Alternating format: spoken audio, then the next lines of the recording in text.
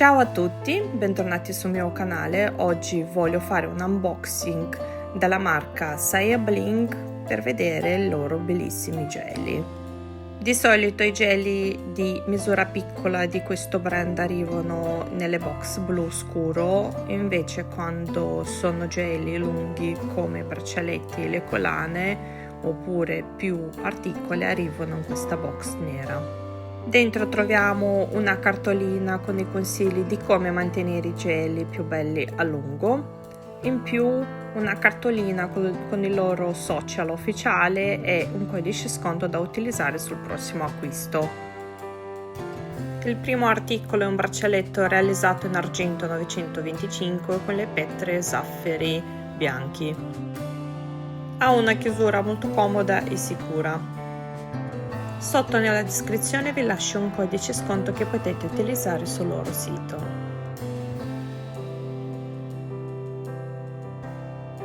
È un modello molto moderno, molto comodo, in stile tennis, personalmente a me piace molto.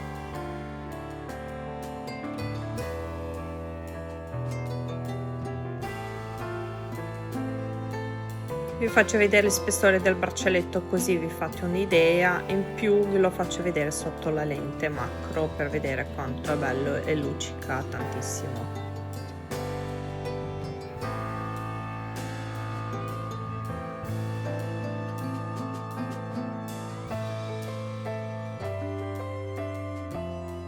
Il secondo articolo è un anello realizzato in argento 925 e con le petre e zaffiri bianchi.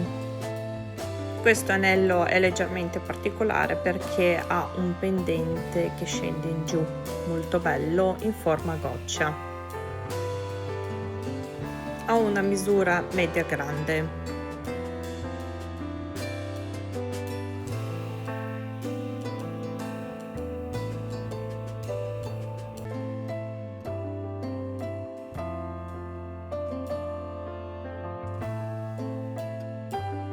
Ve lo faccio vedere da più vicino, in più com'è indossato. Per indossarlo bene prima dovete sistemare il pendente.